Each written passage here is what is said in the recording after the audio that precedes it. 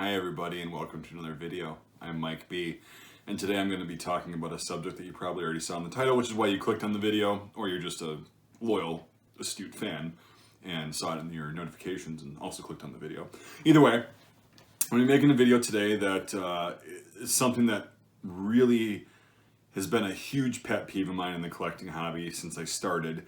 And I was talking to Alden from the Mosin Crate about this the other day. We were kind of bitching about this because it's pretty frequent. It hasn't really stopped at all. It's just gotten worse actually in the past few years because of the amount of new collectors.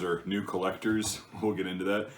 And it's basically the online plague of any forum or any Facebook group or anywhere you look where there's groups of, you can go on Reddit and all that stuff. And there's different boards and stuff about military surplus firearm collecting. You're always, without fail, going to find at least 100 or 200 posts like this within the last couple months. Hi, I just got this gun, this military surplus gun. What is it? Did I do okay? Or something to that amount, to that effect.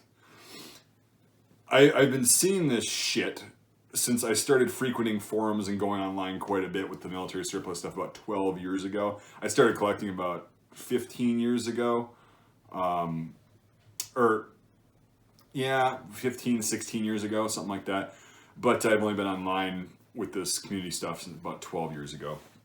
So anyway, it is really stupid. And even when I was first starting to collect and I was super young, still in my teens, I never actually partook in doing this kind of shit because I always found it extremely annoying, even again, like when I was brand new.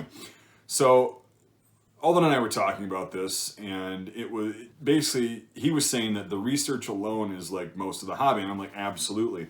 So yeah, it's most of the hobby, and if you don't actually accept that and want to believe that and practice that, it's probably not the hobby for you, because just lazily asking somebody online what is it and how did I do price wise is basically like Alden said. It's like letting another kid open your presents on Christmas. And then I was like, yeah. And then, they just look at it and they go, oh, this is cool. This is this. And, oh, man, yeah, you did great. Cool. Your parents must love you. There you go. Good job. Validation. That's basically what it is. You don't get that excitement. You don't get that rush on your own of like doing your own research and figuring out, oh, cool. Even though it's a really common firearm, I know the history of where this was made, what year it was made, where it might have been, blah, blah, blah. That's really cool, just from doing my own research without lazily asking somebody else to do my own research for me. So that's a pretty good analogy. I appreciated that.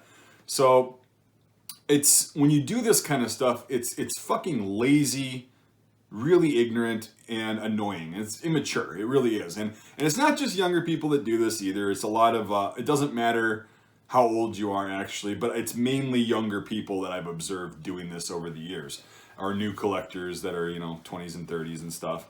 And I don't understand this. I never have, because of the kind of just the understood premise of the hobby being about 90% research.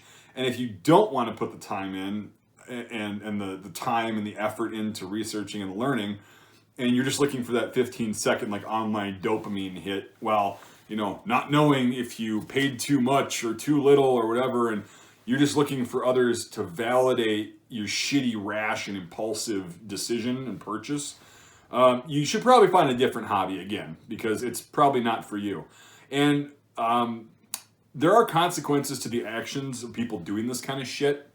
One of them being, it's actually a pretty direct consequence, is you probably overpaid if you have to ask how you did. You probably didn't know what the fuck you were doing or what you were looking at because you just wanted to just get it to fit in and be one of the guys or one of the people in this exclusive group, and you probably got screwed over because you went in there and didn't know what the hell you were talking about. And whoever was selling it to you or wherever you got it online probably knew that, and they probably took advantage of you. Again, it's not an absolute, but this is generally what I've observed. 9 times out of 10, or 99 times out of 100, I'll say, the person grossly overpaid for this. So what this does is, like you probably saw in my easy solution to not paying dumb prices and the surplus prices not increasing over the years.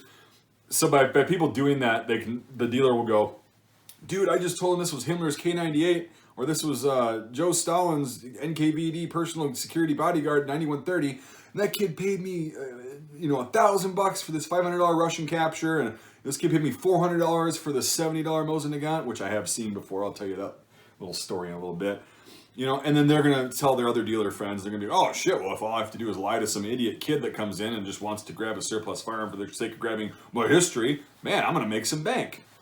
It is what it is. The world's not exactly a totally unicorns and rainbows and peaches place. It's pretty shitty sometimes. A lot of people out there that want to take advantage of you, and by you being willfully ignorant, I don't blame them as much as I blame you. So I don't care if you're new and unsure about this stuff. It doesn't excuse this shit. If you're getting into the hobby, you need to understand and realize and accept that 90+% of it is research. That's the whole point of the hobby, military surplus. If you want to just collect guns, my God, you can get modern firearms for a fraction of the cost of surplus firearms now, which has done a flip-flop from what the whole original point was. So now it's about research, and that's research pre-purchase, 90 or about 70% of the time. 20% of it is, you get it and you go, okay, well, let's look at the specific markings, all that stuff, but you should be doing research beforehand, so when you do go into that local store, that gun show, you can go, holy shit, that guy is asking 5 times what this is worth based on these markings and what I've observed. And if you're not totally sure, walk away. Don't just buy it because it's there and you I gotta have it, and you go, whatever. And it's just not a good idea to be doing that. So if you just decide to just throw money at an uneducated purchase, in some sort of feeble attempt to fit into the group, or fit in with the surplus collectors, and have other people most of the time disingenuously or just kind of goody two shoes, not not passive aggressive, just like disingenuous. Yeah, we'll use that word. We'll stick with that. Disingenuously validating your freaking bullshit purchase in order to get that hit of dopamine. If you're doing that, again, find a different hobby. It's not what this is about. This hobby is about research. It's about exchanging information, trying to understand a little bit more history through these things, through these tangible objects and stuff like that. It's not about getting a dopamine hit online. You should be getting that dopamine hit by going, holy crap, I just took off the butt plate of my K31 because that's what I saw online, somebody else did, and I didn't have to sit there and ask people to do it for me, and I took it off and I found this person, and then I found that they were in this, whatever. That's a really cool thing to do. That's an example of a dopamine hit that you earned, not just being lazy as hell and expecting other people to do all your research for you.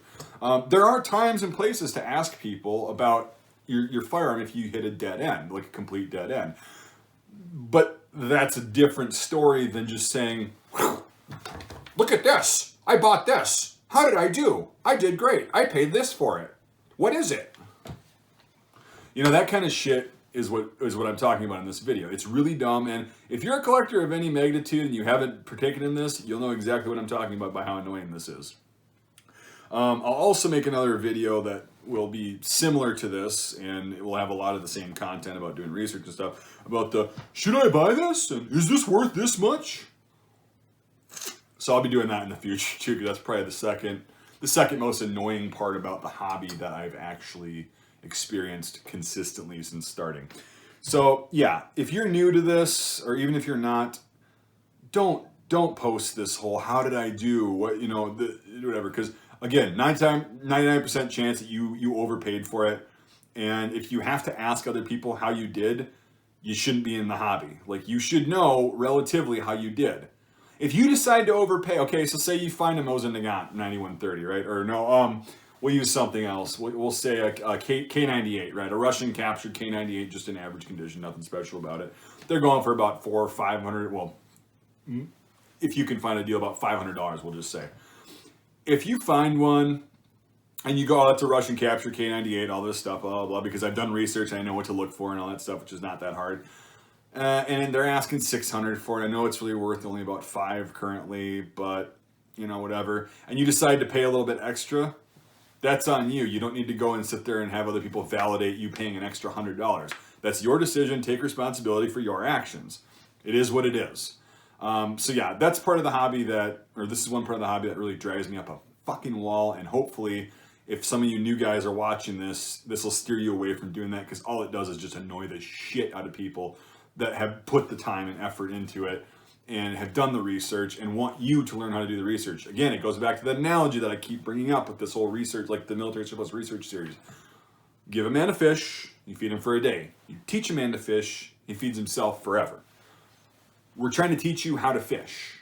We're not, because you get a fish for a day, you get the dopamine hit, bam, you're good to go. Well, what are you going to do tomorrow? Once the dopamine wears off, now you're stuck with an overpriced piece of shit that you can't sell for what you paid for it, because nobody in their right mind is going to pay that unless they're as dumb as you are. Or not as dumb. I won't say dumb. I'll say inexperienced and impulsive. So that's just kind of the way it goes. It's not being mean. I'm being honest. And sometimes they can be misconstrued. If this video pisses you off, think about why it's pissing you off and why you're irritated with me. And you may be guilty of this. You're not a bad person. You just need to do some evaluating.